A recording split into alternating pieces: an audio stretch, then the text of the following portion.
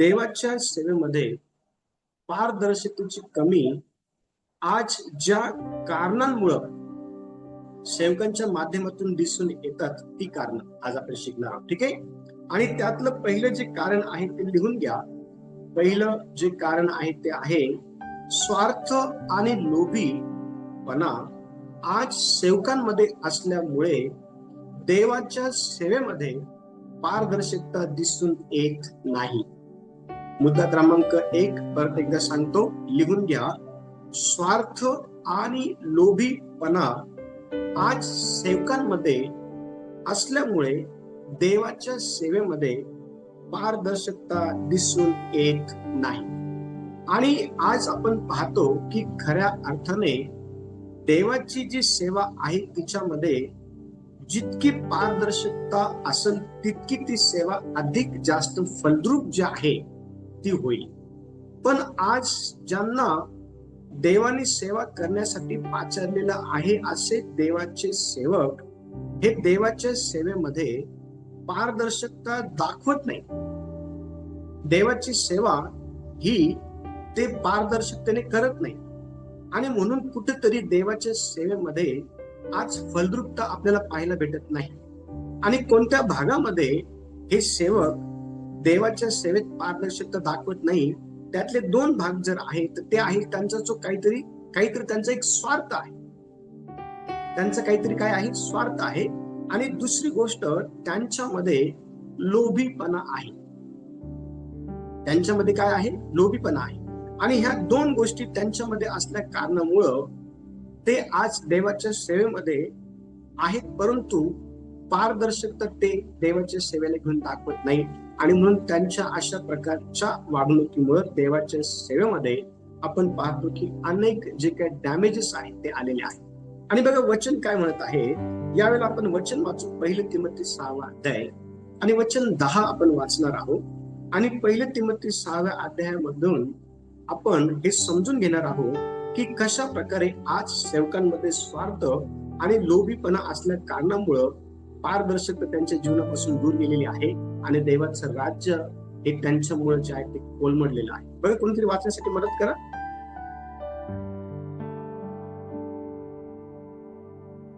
कारण द्रव्याचं लोक सर्व प्रकारच्या वाईटाचे एक मूळ आहे.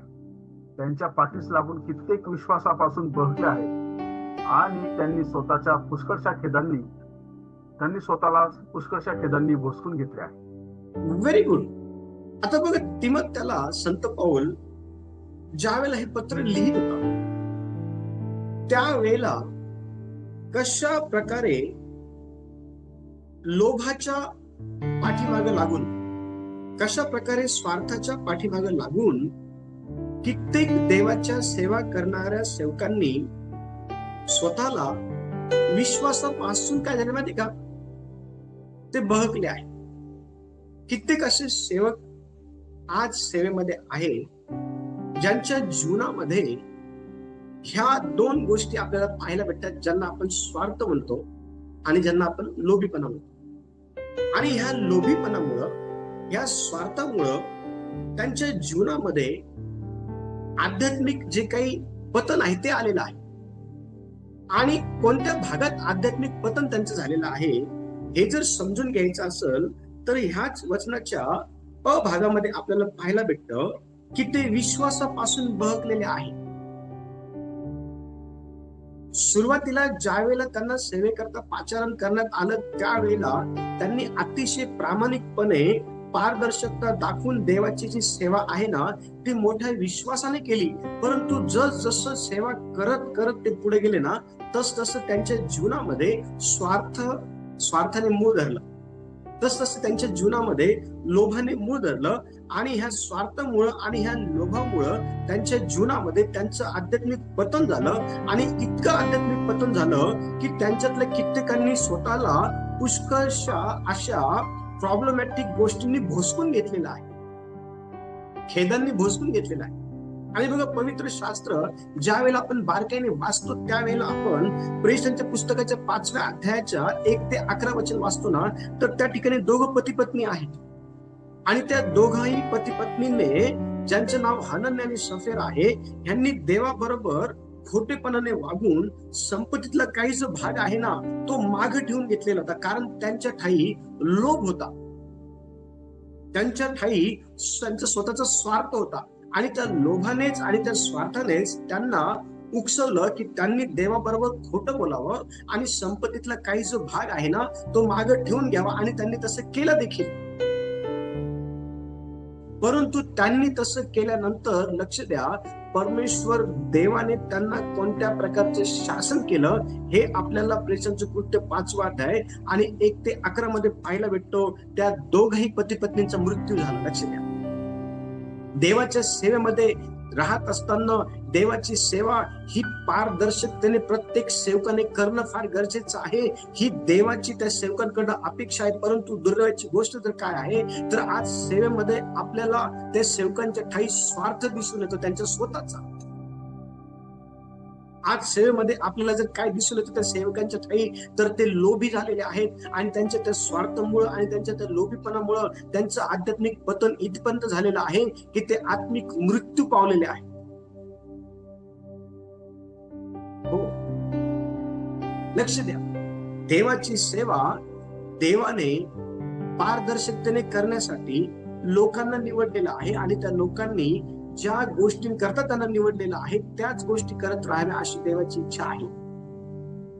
आणि आज वर्तमान समयामध्ये म्हणून मी तुम्हाला नेहमी सांगत असतो की कोणीही व्यक्ती जर म्हणाला की मी देवाचा सेवक आहे, मी पास्टर आहे, त्या व्यक्तीची शहानिशा केल्याशिवाय त्याला घरामध्ये घेऊ नका.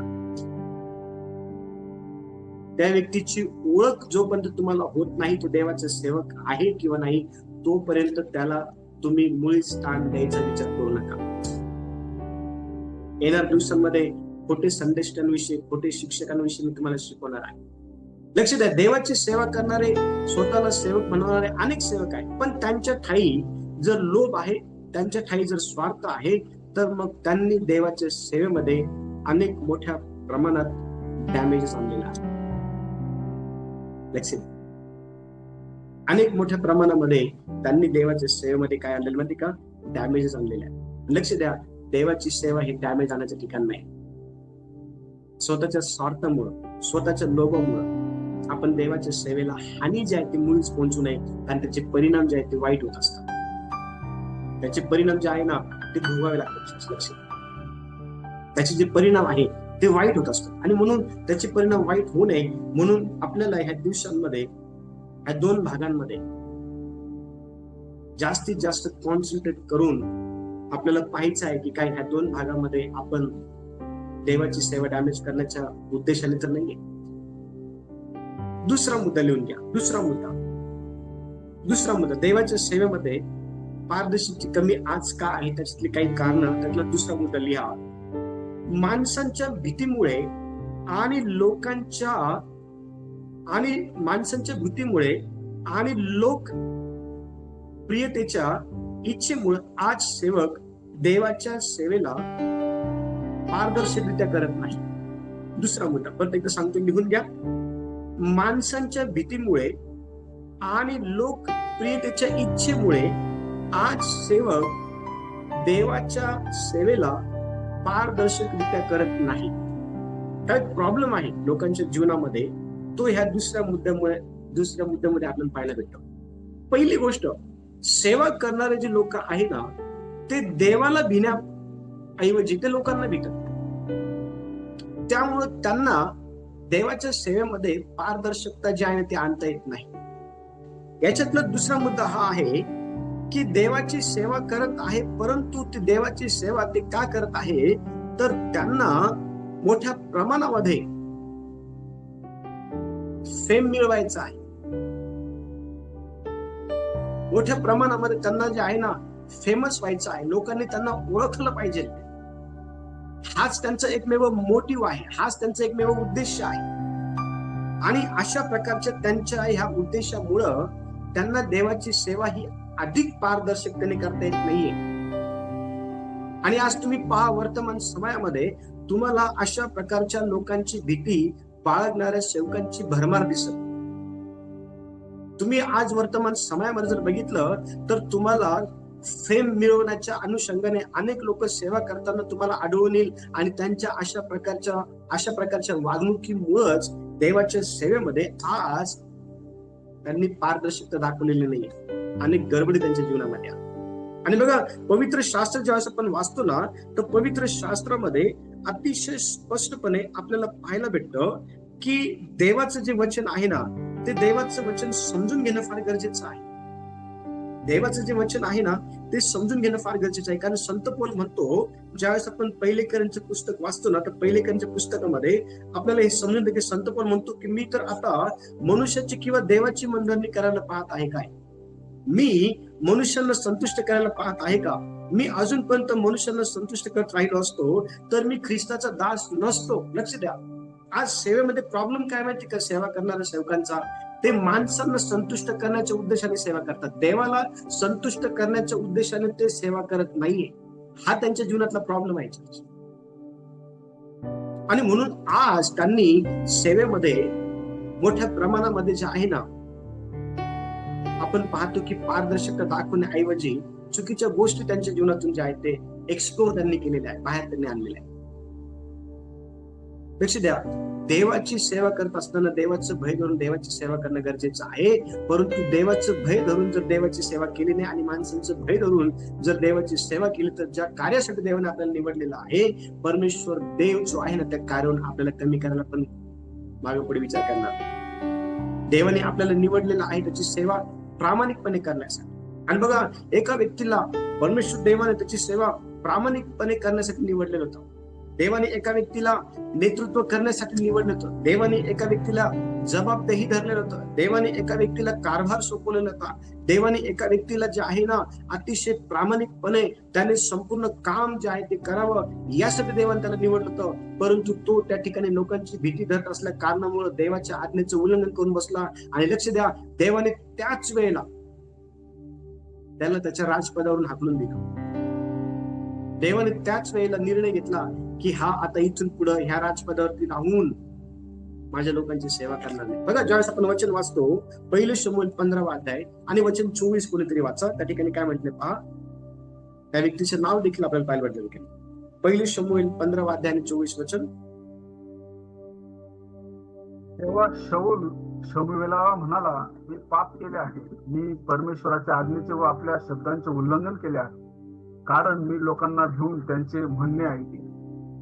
हा, बघा शाऊल कशा प्रकारे कबुली देते शमूएला. शाऊल म्हणत आहे, मी लोकांच्या भीतीमुळे परमेश्वराच्या आज्ञेचे उल्लंघन केलं. लक्ष द्या, लोकांची भीती जर तुम्ही धरली तर ती तुम्हाला देवाच्या आज्ञेचे उल्लंघन करण्याकरता भाग पाडल. आणि देवाच्या आज्ञेचं उल्लंघन जर तुम्ही केलं तर ज्या गोष्टींसाठी देवाने तुम्हाला निवडलेलं आहे ना, त्या गोष्टींपासून तुम्हाला वंचित व्हावं लागतं. ही गोष्ट शाऊलाच्या बाबतीत हेच झालं. शाऊल त्या ठिकाणी कबूल देत आहे, लोकांची भीती धरली मी. लक्ष द्या, लोकांना घाबरलं तर देवाची सेवा जी ती करता येणार नाही. शाऊल जो आहे ना, देवाची भीती कमी आणि लोकांची भीती जास्त धरणार होता. आणि म्हणून त्याने परमेश्वर देवाच्या आज्ञेचं उल्लंघन जे आहे ते केलं. आणि लक्ष द्या, ज्या वेळेला त्याने परमेश्वराच्या आज्ञेचं उल्लंघन केलं ना, त्याच्या नेक्स्ट मुवमेंटला काय झालं माहिती का? देवाने त्याला धिक्कारलं. हो, देवाने त्याला काय केलं माहिती? धिक्कार. लक्ष द्या, परमेश्वर देव काल आज आणि युगाने एक सारखा आहे, तो बदलत नाही.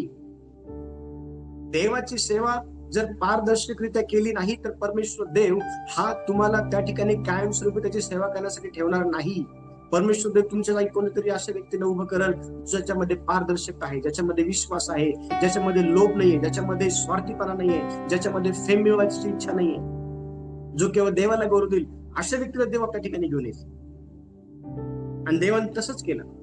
शाऊलाच्या जागेवरती देवाने आपल्या मनासारखं व्यक्ती राहावीच याला त्या ठिकाणी राजा केलं. त्याच्या लक्ष द्या, देवाचं सांगतो, आज आपण जर वर्तमान समाजामध्ये जर पाहिलं ना, तर अनेक लोक जे आहे ते देवाचं भय धरतात का माणसाचं भय धरतात, हे जर आपण समजून घ्यायचा प्रयत्न केला तर जास्तीत जास्त लोक हे आपल्याला माणसांचं भय धरून देवाच्या आज्ञेचं उल्लंघन करणार दिसतात.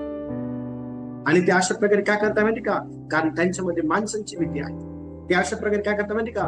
कारण त्यांना लोकांमध्ये लोकप्रिय व्हायचं आहे, म्हणून ते असे करतात. परंतु असं करून ते देवाच्या राज्यामध्ये मोठ्या प्रमाणात डॅमेजेस आणत आहे, नुकसान आणत आहे, हे त्यांना समजत नाही. लक्ष द्या, देवाने आपल्यावर देखील जबाबदारी दिलेली आहे आणि आपल्याला आपली जबाबदारी व्यवस्थितपणे हाताळता येणं फार गरजेचं आहे. जर देवाच्या सेवेमध्ये डॅमेज आणलं तर परमेश्वर देव आपल्याला देखील ज्या कार्यासाठी निवडलं ना त्यापासून दूर करू शकतो. तिसरा मुद्दा लिहून घ्यायचा. तिसरा मुद्दा, आज सेवकांमध्ये अहंकार आणि स्वतःचा गौरव करण्याची इच्छा असल्यामुळे देवाच्या सेवेमध्ये पारदर्शकतेची कमी आपल्याला पाहायला भेटते. तिसरा मुद्दा परत एकदा सांगतो, लिहून घ्या. आज सेवकांमध्ये अहंकार आणि स्वतःचा गौरव करण्याची इच्छा असल्यामुळे देवाच्या सेवेमध्ये पारदर्शकतेची कमी असलेली आपल्याला पाहायला भेटते. आणि आज तुम्ही पहा, अनेक देवाची सेवा करणाऱ्या देवाच्या सेवकांमध्ये आपल्याला स्वतःला गौरव देण्याच्या गोष्टी जास्त पाहायला भेटतात. स्वतःलाच मी मी मी मी मी असं केलं, मी तसं, माझं असं, मी इकडं. लक्ष द्या, स्वतःलाच. त्यांच्या बोलण्यामध्ये देव कुठे दिसत नाही. आणि दुसरी गोष्ट, ज्यावेळेस त्या गोष्टी सांगताना तर त्या अहंकाराने सांगतात, त्या दुसऱ्यांना कमी लेखून. पण वचन काय सांगत आहे माहिती का? बघा, कोणीतरी लूक वर्तमान 14 अध्याय आणि 11 वचन काय म्हणतात ठिकाणी. लूक याचा 14 अध्याय आणि 11 वचन.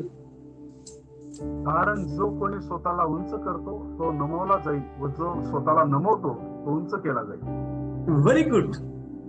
बघा, देवाची काय सांगतो, ज्यांच्यामध्ये अहंकार आहे, ज्यांच्यामध्ये स्वतःलाच गौरव देण्याची भूमिका जे करतात ना, किंवा इच्छा ज्यांची आहे ना, त्या लोकांना परमेश्वर देव अतिशय स्पष्टपणे नवीन कराराच्या पुस्तकाच्या लूक वर्तमान 11व्या अध्याय 14व्या अध्यायाच्या 11व्या वचनामध्ये म्हणत आहे, जो कोणी स्वतःला उंच करतो तो नमवला जाईल.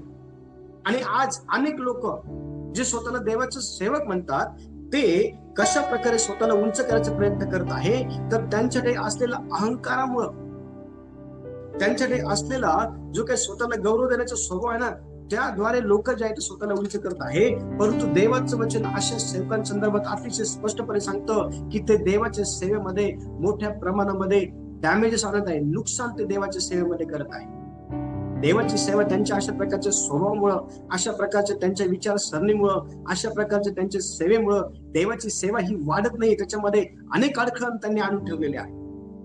अनेक लोक त्यांच्या अशा वागणुकीमुळं देवापासून लांब गेले, विश्वासापासून बळकलेले आहे.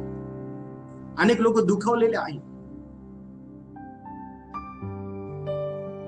अनेक लोकांच्या आध्यात्मिक जीवनाकरता अशा प्रकारचे विचारसरणीचे देवाचे सेवक हे अडखळण बनलेले आहेत. बघा, एक व्यक्ती नवीन करारामध्ये ज्यावेळेला आपण प्रेषणचं पुस्तक वाचतो, प्रेषणच्या पुस्तकामध्ये अतिशय स्पष्टपणे आपल्याला पाहायला भेटतं की जो हेरोद राजा आहे, हेरोद राजाने देवाला गौरव देण्याऐवजी स्वतःला जे आहे ना, देवाचं गौरव जे आहे ते त्याने घेतलं. आणि परिणाम काय झाला माहिती का? स्वर्गदूताने त्याला शिक्षा केली आणि किडे पडून तो मेला. हो, स्वर्गदूताने त्याला शिक्षा केली आणि किडे पडून तो मेला. लक्ष द्या, देवाचं गौरव हे माणसाने घेऊ नये. देवाचं गौरव हे देवाची सेवा करणाऱ्या त्या सेवकाने कधीच घेऊ नये. देवाच्या सेवकाने अहंकारी वृत्तीचं नसावं. जे काही देवाच्या सेवकाच्या हातून होतं ते सर्व देवाच्या आत्म्याच्या हातून होतं, हे त्या देवाच्या सेवकाला कळणं फार गरजेचं आहे. थोडा काही मोठा चमत्कार झाला की अहंकार येतो जीवनामध्ये आणि मग बोलू लागतात, आम्ही प्रार्थना केलं का असं होतं, आमच्या प्रार्थना असं होतं, आम्ही असं करतो, आम्ही तसं करतो. नाही, तुम्ही करत नाही, तुमच्या द्वारे पवित्र आत्मा ह्या गोष्टी करतो. हो, तुमच्याद्वारे पवित्र आत्मा ह्या गोष्टी करतो, हे स्वीकारणं गरजेचं आहे. हे स्वीकारणं गरजेचं आहे. ज्या वेळेला एखादा चमत्कार तुमच्या प्रार्थनेने एखादा चमत्कार होतो ना, त्यावेळेला तो चमत्कार हजारो लोकांना देवाची ओळख करून देण्याकरता पवित्र आत्मा घडून आणत असतो. आणि ते गौरव केवळ देवाचा आहे, ते देवाला देणं फार गरजेचं आहे. पण ते आपण देत नाही. आपण देवाचं गौरव स्वतः घेतो आणि आपण हजारो लोकांकरता अडथळ्याचं कारण बनतो. आणि देव त्याचं गौरव पुन्हा दुसऱ्यांना घेऊ देत नाही.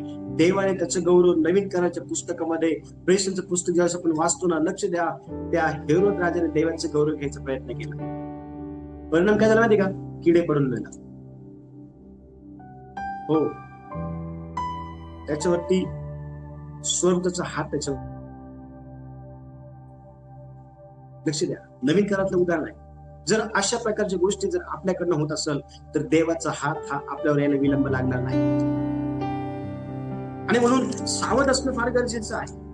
आपल्यामध्ये अहंकार नको आहे. कोणत्याच गोष्टीचा अहंकार नको आहे. कोणत्याच गोष्टीचा नाही. अहंकार हा आपल्याला पतनाकडे नेतो. अहंकार हा आपल्याला मृत्यूकडे नेतो. अहंकार हा आपल्याला देवापासून दूर नेतो. लक्ष द्या, देवाचं गौरव हे आपण कधीच घेऊ नये. देवाचं गौरव आपण देवालाच दिलं पाहिजे, कारण तोच वर्दी आहे, तोच योग्य आहे. हो, तोच योग्य आहे. कारण वचन सांगतं अतिशय स्पष्टपणे, स्वर्गात, पृथ्वीवर आणि पृथ्वीच्या खाली प्रत्येक गुडघा टेकन आणि प्रत्येक जीभ कबूल करेल की येशू प्रभू आहे, तोच योग्य आहे ते सर्व गौरव घेण्यासाठी. आणि आपल्याला सेवा करण्यासाठी देवाने यासाठी निवडलं की आपण सेवेचं सर्व गौरव देवाला प्रभूला. पुढचा आज सेवक त्यांच्या जबाबदारीपासून पळ काढत आहेत, म्हणून देवाच्या सेवेमध्ये पारदर्शकतेची कमी पाहायला मिळते. पुढचा मुद्दा लिहा, चौथा. आज सेवक त्यांच्या जबाबदारीपासून पळ काढत आहेत, म्हणून देवाच्या सेवेमध्ये पारदर्शकतेची कमी पाहायला मिळते. आणि बघा, ज्या वेळेला आपण पहिले करीन 4 अध्याय आणि दुसरं वचन वाचतो ना, तर त्या पहिले करीनच्या 4 अध्यायाच्या दुसऱ्या वचनामध्ये आपल्याला पाहायला भेटतं की कारभाराने विश्वासूपणाने आपली जबाबदारी जी आहे ती पार पाडली पाहिजे. ज्यासाठी तुम्हाला पाचारण करण्यात आलेलं आहे आणि जे तुमचं पाचारण आहे त्या पाचारणामध्येच तुम्ही चाललं पाहिजे. उजवीकडं आणि डावीकडं जाणं म्हणजे देवाच्या आज्ञेचं उल्लंघन करणं आहे. आणि वचन सांगतं की जो कुंपण तोडतो त्याला सर्पदंश होतो. आणि सर्पदंश म्हणजे काय माहिती का? लक्ष द्या, मृत्यू, पतन, देवापासून दूर जाणं हे त्याला दर्शवतं. देवाने तुम्हाला निवडलेलं आहे ना सेवा करण्यासाठी, मग त्या चाकोरीमध्ये आपण चाललं पाहिजे. जी जबाबदारी देवाने टाकलेली आहे ना, जे कॉलिंग आपल्याला आहे ना, त्या कॉलिंग मध्ये आपण चाललं पाहिजे. त्या कॉलिंगच्या बाहेर जाणं म्हणजे अविश्वास दाखवणं. त्या कॉलिंगच्या बाहेर जाणं म्हणजे देवाचं वचन सांगतं की अतिशय स्पष्टपणे जबाबदारीला घेऊन बेतालपणा दाखवणं. आणि बेतालपणा करण्यासाठी देवाने देवाच्या सेवेमध्ये तुम्हाला आणलेलं नाहीये, त्याच्या सेवेमध्ये तुम्हाला आणलेलं नाहीये. कारण वचन सांगतं, बघा त्या ठिकाणी वचन काय म्हणत आहे, पहिले करीन याचा 4 अध्याय दुसरं वचन पहा. कारभारी म्हटला की तो विश्वासू असला पाहिजे. कारभारी म्हटला की तो विश्वासू असला पाहिजे. लक्ष द्या, जो कारभारी नाहीये ना त्याला विश्वासूपणाने राहण्यासाठी सांगितलेलं नाही. ज्याच्याकडं कारभार सोपवलेला आहे ना त्याच्याकडनं विश्वासयोग्यतेची मागणी देवा करत आहे. आणि जर देवाच्या सेवेमध्ये कारभारी म्हणून देवाचं कारभार पाहत आहे, तर देव हा आपल्याला त्या ठिकाणी विश्वासूपणाने काय करणार माहितीये का? तो आपल्याकडनं मागणी करतो विश्वासूपणाची. आपल्याला हिशोब द्यावा लागेल. हो, परमेश्वर देवाच्या हिशोबापासून कोणी सुटलं नाही. परमेश्वर देवाने प्रत्येक व्यक्तीवरती वेगवेगळ्या प्रकारच्या जबाबदाऱ्या टाकलेल्या आहे आणि त्या जबाबदाऱ्याला घेऊन त्यांना त्यांच्या जो काही हिशोब आहे तो द्यायचा आहे. बघा, ज्या वेळेला आपण उत्पत्ती पुस्तक 3 अध्याय आणि 1:11 पासून 13 वचन वाचतो ना, तर त्या ठिकाणी आदम आणि हवा आहेत ना, ह्यांनी पाप केल्यानंतर आपली जी काही जबाबदारी आहे ती त्यांनी स्वीकारली पाहिजे होती, पण त्यांनी आपली जबाबदारी स्वीकारली नाही. त्यांनी एकमेकांवरती दोष टाकला. ज्यावेळेस परमेश्वर देवाने आदमाला त्याच्या जबाबदारीला घेऊन विचारपूस केली की ज्या झाडाचं फळ मी तुला खाण्यासाठी सांगितलेलं नव्हतं, काही तू त्या झाडाचं फळ खाल्लं का? उत्तर हो किंवा नाही मध्ये होतं. जबाबदारी स्वीकारणं हो किंवा नाही मध्ये होतं, लक्ष द्या. पण त्याने परमेश्वर देवाला त्या वचनांमध्ये असं बोलताना आपल्याला दिसून येतं की जी स्त्री तुम्हाला दिली, याला म्हणतात बेजबाबदारपणा, याला म्हणतात अविश्वासूपणा, याला म्हणतात रगेलपणा, याला म्हणतात आळशीपणा. हो, लक्ष द्या. बघा ते वचन, उत्पत्तीचे पुस्तक आपण काढू 3रा अध्याय आणि 11 वचन पहा काय म्हणताय. 3रा अध्याय आणि 11 वचन पहा काय म्हणतात ठिकाणी. देवाने म्हटले, तू नग्न आहेस हे तुला कोणी सांगितले? ज्या झाडाचे फळ तू खाऊ नको अशी मी तुला आज्ञा केली होती, त्याचे फळ तू खाल्ले काय? त्याचे फळ तू खाल्ले काय? यस और नो? तू ते खाल्लं का आदामा? आदाम त्या ठिकाणी बोलला पाहिजे होतं, हो देवा ते मी खाल्लं. पण आदाम बघा त्या ठिकाणी काय म्हणत आहे. आदाम वचन 12 मध्ये बघा काय म्हणत आहे. आदाम म्हणाला, येस, आदाम म्हणाला, जी स्त्री तू मला सोबतीस दिली तिने त्या झाडाचे फळ मला दिले आणि ते मी खाल्ली. हा, देवाने एक्सप्लेनेशन मागितलं नाही तिथं. देवाने त्या ठिकाणी एक्सप्लेनेशन मागितलं नाही. देव म्हणाला तू त्या झाडाचं फळ खाल्लं? उत्तर अपेक्षित देवाला हो खाल्लं. पण तो म्हणाला जी स्त्री तुम्हाला दिली तिने ते मला खाण्यासाठी दिलं. आदामाने जबाबदारी स्वीकारली नाही. आदाम देवासोबत विश्वासू राहिला नाही. परमेश्वर देव स्त्रीकडे गेला. स्त्रीला बघा त्या ठिकाणी परमेश्वर म्हणते तू हे काय केलं? तिने पण जबाबदारी स्वीकारलेली. तिने पण आपल्या पतीसारखंच बेजबाबदारपणाने देवाला वक्तव्य, देवाला तिने जाप दिला. देवाला ती बोलली,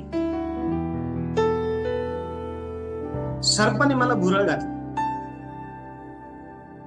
लक्ष द्या, आज अनेक सेवकांना आपण अशाच प्रकारे बेजबाबदारपणाने सेवा करताना बघतो. आणि ज्या वेळेला त्यांना त्यांच्या सेवेला घेऊन प्रश्न केले जातात ना, त्यांच्या पाचारणाला घेऊन प्रश्न केले जातात ना, त्यांच्या कारभाराला घेऊन प्रश्न केले जातात ना, त्यावेळेला ते उत्तर देत नाही.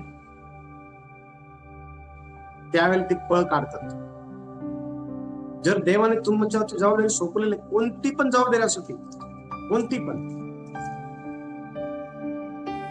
जबाबदारी असो, त्या जबाबदारीला घेऊन तुम्ही देवाला जबाबदारी असणं फार गरजेचं आहे. पण राहत नाही. आणि का राहत नाही माहिती का? कारण त्यांच्यामध्ये ती जबाबदारी व्यवस्थितपणे हाताळण्याचे गुण नसतात. ते स्वीकारत नाही. ते लोक त्यांना विचारलेलं पण आवडत नाही आणि त्यांना त्यांच्या कमजोरी दाखवल्या तरी पण ते स्वीकारत नाही. आणि त्यांच्या अशा प्रकारच्या वागणुकीमुळे देवाच्या राज्याचं नुकसान होतं. अनेक आत्मे अडखळले जातात. हो, देवाच्या नावाची बदनामी होती अशा. पुढचा मुद्दा, 5वा मुद्दा लिहून घ्या. आत्मिक परिपक्वतेचा अभाव आज सेवकांमध्ये असल्यामुळे देवाच्या सेवेमध्ये पारदर्शकतेची कमी आपल्याला पाहायला भेटते. 5वा मुद्दा, आत्मिक परिपक्वतेचा अभाव आज सेवकांमध्ये असल्यामुळे देवाच्या सेवेमध्ये पारदर्शकतेची कमी पाहावयास मिळते. आणि बघा वचन काय सांगत आहे. कोणीतरी इब्री लोकांचं पत्र 5वा अध्याय आणि वचन 14 कोणीतरी वाचा. इब्री लोकांचं पत्र 5वा अध्याय आणि वचन 14. पण ज्यांच्या ज्ञानेंद्रियांना वहिवाटीने चांगले आणि वाईट समजण्याचा सराव झाला आहे अशा प्रौढांसाठी जड अन्न आहे. Very good. बघा वचन काय सांगत आहे. जड अन्न हे नुकतंच देवाला ओळखणाऱ्या लोकांसाठी नाहीये. जड अन्न हे नुकतंच देवामध्ये आलेल्या लोकांसाठी नाही. मग जड अन्न हे आहे कुणासाठी? तर जड अन्न किंवा परिपक्व अन्न जे आहे ना, हे मोठ्यांसाठी आहे. मोठ्यांसाठी ज्यावेळेस मी म्हणतो ना, त्यावेळेला मी हे म्हणत आहे की ज्यांनी देवाचा अनुभव घेतलेला आहे अनेक वर्षापासून, अशा लोकांसाठी जड अन्न आहे. पण आपण पाहतो की चांगलं आणि वाईट समजण्याचा सराव ज्यांना झालेला आहे ना देवामध्ये, त्यांच्यासाठी हे जड अन्न आहे. पण तुम्हाला माहिती का, त्यांना चांगलं आणि वाईट याचा सराव झालेला असताना देखील आपण पाहतो की ते देवाच्या सेवेमध्ये अशा प्रकारे ऍक्ट करायचा प्रयत्न करतात की ते आत्मिक काय माहिती का रित्या अपरिपक्व आहे. मग जर आत्मिकरित्या अपरिपक्व आहे, तर मग त्यांच्या अशा प्रकारच्या आत्मिक रित्या अपरिपक्वतेमुळं देवाच्या राज्याचं नुकसान होत आहे. आणि देवाच्या राज्याच्या नुकसानामुळं आपण पाहतो की पारदर्शकता जी आहे ती आज दिसून येत नाहीये. आज पारदर्शकता आपल्याला जी आहे ना ती दिसून येत नाही. आणि आज अनेक सेवक आज देवाच्या सेवेमध्ये आहे, पण ते कसे आहेत माहिती का, ते आत्मिकरित्या परिपक्व नाहीये. अनेक लोक देवाची सेवा करत आहे, परंतु ते कशी सेवा करते माहिती का, अपरिपक्वतेतून देवाची सेवा करत आहे. आणि म्हणून त्यांच्या अशा प्रकारच्या अपरिपक्वतेतून देवाची सेवा करण्याच्या त्या गोष्टींमुळे देवाचं जे राज्य आहे ना ते क्षतिग्रस्त होत आहे. देवाच्या राज्यामध्ये अनेक लोकांकरता ते अडखणाचं कारण जे आहे ते होत आहे. येणाऱ्या दिवसांमध्ये मी तुम्हाला सांगेल कोणत्या कोणत्या गोष्टी त्यांच्या जीवनात तुमच्या आहे देवाच्या राज्याला क्षती पोहोचण्यासाठी बाहेर निघतात, ते पण मी तुम्हाला या दृष्टी शिकवणार. लक्ष द्या, आज आपण पाहतो की ही जी गोष्ट आहे ना, ही गोष्ट संत पौलाने करिंथच्या मंडळीला देखील सांगितली होती. त्यांच्यामध्ये अपरिपक्वता होती, त्यांच्यामध्ये परिपक्वता नव्हती. आणि संत पौल हा पहिले करीन 3रा अध्याय आणि 1 ते 3 वचन ज्यावेळेस आपण वाचतो ना, पहिले करीन 3रा अध्याय आणि 1 ते 3 वचन, त्या ठिकाणी करिंथच्या मंडळीमध्ये आपसामध्ये ते वाद करायचे. त्यांना देव माहिती होता, आपसामध्ये त्यांच्यामध्ये मतभेद होते. आणि ज्या वेळेला देव माहिती असून पण वाद होतात, देव माहिती असून पण मतभेद होतात, याचा अर्थ हा आहे की अजूनही परिपक्व नाही आत्मिकरित्या. आणि आज तुम्ही बघा, अनेक देवाचे सेवक ह्या गोष्टींमध्ये अडकलेले, वाद करण्यामध्ये. अनेक देवाचे सेवक जे आहे ना, आपण पाहतो की ते मतभेदांमध्ये अडकलेले आहेत. आणि त्यांच्या अशा प्रकारच्या वादात अडकल्यामुळं, त्यांच्या अशा प्रकारच्या मतभेदांमुळे अडकला असल्या कारणामुळं त्यांच्या त्या वागणुकीतूनच ते हे दाखवतात की ते अजून आत्मिकरित्या परिपक्व नाही. आणि ते परिपक्व नसल्या कारणामुळं देवाच्या राज्याचं फार मोठं नुकसान होत आहे, फार मोठं नुकसान होत. मी तुम्हाला अनेक असे न्यूज दाखवू शकतो जिथे देवाच्या सेवकांमध्ये वाद झाले, देवाच्या सेवकांमध्ये मतभेद दिसून येतात. देवाचे सेवक हे एकमेकांबरोबर काही गोष्टींना घेऊन कोर्ट कचेरी बंद केलेली आहे. आपण दुसऱ्यांचं नाही करणार आहे हे ते विसरून गेले. लक्ष द्या चर्च, देवाचं सांगतं की देवाच्या सेवकाने कधीही भांडू नये. देवाच्या सेवकाने कधीही मतभेद जे आहेत एकमेकांप्रती ठेवू नये. देवाच्या सेवकाने ज्या गोष्टी त्याला पाचरले ना तेच केलं पाहिजे. देवाच्या सेवकाने, ज्यावेळेस मी देवाचे सेवक म्हणतो ना, त्याच्यामध्ये सर्व आले, ठराविक नाही, सर्व आले. ज्युनियर बी आले आणि सिनियर बी आले, नवीन पण आले आणि जुने पण आले. 7-8 पिढ्याचे ख्रिश्चन पण आले, नवीन पिढीमध्ये आलेला नवीन पिढीचे ख्रिश्चन पण आले. हो, कुठल्या प्रकारचा गर्व नाही करायचं कोणी पण. अनुभवावरती पण गर्व करून नये आणि काही पिढ्यांवरती पण गर्व करू नये. जो काही गर्व करायचा तो येशूमध्ये करा. हो, जो काही गर्व करायचा तो येशूमध्ये करायचा. लक्ष द्या. आणि म्हणून देवाच्या सेवकांनी वादविवाद नाही करायचा, मतभेद नाही ठेवायचे. देवाच्या सेवकांनी कधीच नाही ठेवायचे. त्यांच्या अशा प्रकारच्या गोष्टींमुळे देवाच्या राज्याचं नुकसान होतं. 6वा जो मुद्दा आहे, 6वा मुद्दा आहे, आज सेवकांमध्ये पाप लपवण्याची वृत्ती असल्यामुळे देवाच्या सेवेमध्ये पारदर्शकता दिसून येत नाही. 6वा मुद्दा, आज देवाच्या सेवकांमध्ये पाप लपवण्याची वृत्ती असल्यामुळे देवाच्या सेवेमध्ये पारदर्शकता दिसून येत नाही. आणि लक्ष द्या, जो पण देवाचा सेवक पाप लपवतो त्याचं बरं होत नाही. पण पाप कबूल करून सोडून देतो ना, त्याचं बरं होतं. नीतिसूत्राचं पुस्तक ज्यावेळेला आपण काढतो, नीतिसूत्र पुस्तकामध्ये 28वा अध्याय आणि वचन 13 काय म्हणते? 28वा अध्याय वचन 13 नीतिसूत्रे. जो आपले दोष झाकतो त्याचे बरे होत नाही, जो ते कबूल करून सोडून देतो त्याच्यावर दया होते. Very good. जो आपलं पाप झाकतो, जो आपले दोष झाकतो, आणि आज सेवेमध्ये हेच चालू आहे. सेवेमध्ये हेच चालू आहे. तुम्ही बघा सेवकांचं लाईफ जास्तीत जास्त एकमेकांचं पाप झाकणं दिसतं, दोष झाकणं दिसतं. बरं, कबूल करून सोडत पण नाही ते परत परत करतात. पण तुम्हाला माहिती का वचन काय सांगत त्या ठिकाणी? जो आपलं पाप झाकतो ना त्याचं बरं होत नाही, पण जो ते कबूल करतो, हो माझ्याकडनं चूक झाली आहे, हो मी पाप केला आहे, हो माझ्याकडनं ह्या गोष्टी झाल्या आहे, मला क्षमा करा, पण इथून पुढे मी ह्या गोष्टी करणार नाही, आणि सोडून देतो, अशा व्यक्तीचं परमेश्वर देव नेहमी चांगलं करतो. आणि तुम्हाला माहिती का, काही काळ करता दावीद राजाने त्याचं पाप झाकलं होतं. ज्या वेळेला आपण पहिले शमूएल याचं 12 शमूएल 12 अध्याय काढतो ना, तर दुसऱ्या शमूएलमध्ये 12व्या अध्यायात आपण पाहतो की दावीदाने बरोबर पाप केल्यानंतर सुरुवातीला ते पाप लपवण्याचा प्रयत्न त्याने केला, पण शेवटी नाथान संदेष्ट समोर त्याने कबुली दिली की हो माझ्याकडनं पाप झालं आहे. आणि त्याने त्या पापाची कबुली दिली असल्या कारणामुळं, त्याने ते पाप कबूल केलं असल्या कारणामुळं, त्याने ते पाप मान्य केलं असल्या कारणामुळं देवाने त्याचं कल्याण केलं, देवाने त्याचं चांगलं केलं. लक्ष द्या, पाप जर झालेलं असेल, चोरी जर झालेली असेल, वाईट गोष्टी जर झालेल्या असेल, एकमेकांच्या जीवनामध्ये जर डॅमेज आणलेलं असेल, घाणेरडी पॉलिटिक्स केलेली असेल, तर ती मान्य करून सोडून दिली पाहिजे, ती करत नाही राहिली पाहिजे. अशाने देवाची सेवा वाढत नाही, अशाने नुकसान होते. अशाने आपण स्वतःहून आपल्या जीवनामध्ये डॅमेजेस आणत असतो. देवाच्या सेवेमध्ये पण आपण डॅमेज असतो.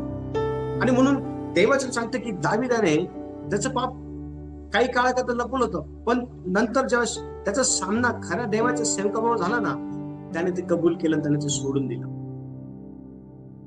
पाप होतं, पण कबूल करणं गरजेचं आहे, क्षमा मागणं गरजेचं आहे, परत ते करू नाही म्हणून आपण जागरूक असणं गरजेचं आहे.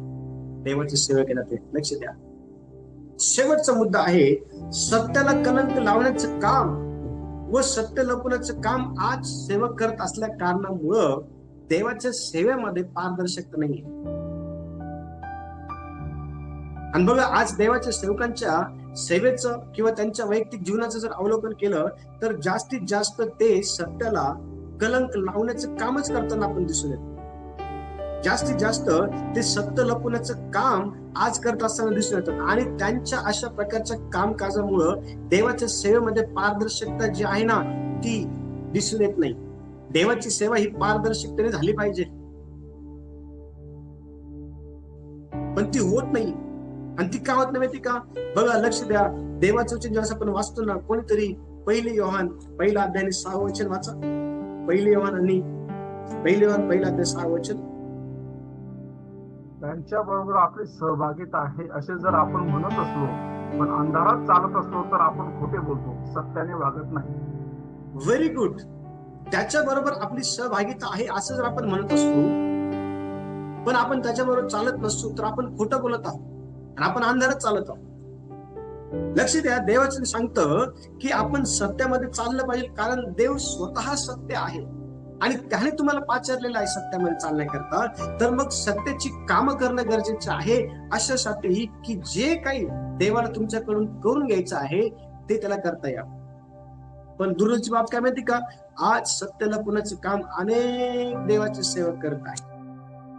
बरं, ते तेवढ्या पुरतच मर्यादित राहत नाही, तर ते सत्याला कलंक देखील लावण्याचा प्रयत्न करतात आणि केलेला आहे अनेक जणांनी, अनेकांनी केलेला. त्यांच्या अशा प्रकारच्या सेवेला देव मुळीच मान्यता देत नाही. त्यांनी त्यांच्या जीवनामध्ये त्यांचं पाचारण ते गमवून बसलेले आहे.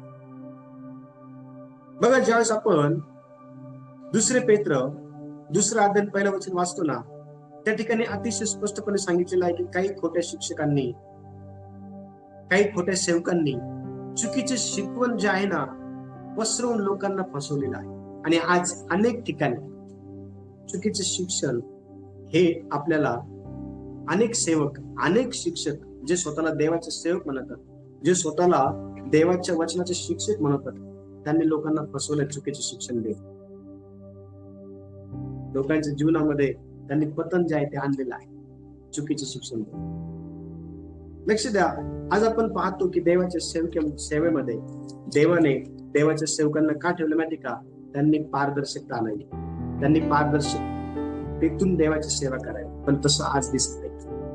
त्यांच्या जीवनामध्ये आपल्याला स्वार्थीपणा, लोभीपणा, त्यांच्या जीवनामध्ये आपल्याला माणसांची भीती, त्यांच्या जीवनामध्ये स्वतःला जे आहे ते उंच करण्याच्या गोष्टी, त्यांच्या जीवनामध्ये आपण पाहतो की अहंकार, त्यांच्या जीवनामध्ये आपण पाहतो की स्वतःला जे आहे ते गौरव देण्याच्या गोष्टी, त्यांच्या जीवनामध्ये आज आपण पाहतो की जबाबदारीपासून पळ काढण्याच्या गोष्टी आहे, त्यांच्या जीवनामध्ये अपरिपक्वता आहे, आत्मिकरित्या अपरिपक्वता आहे, त्यांच्या जीवनामध्ये आज ते त्यांचं पाप लपवत आहे, त्यांच्या जीवनामध्ये आपण पाहतो की ते सत्याला कलंक लावत आहे, सत्य लपवण्याचा प्रयत्न करत आहे. आणि त्यांच्या अशा प्रकारच्या गोष्टींमुळे देवाचं राज्य क्षय पावत आहे, देवाचं राज्य वाढत आहे,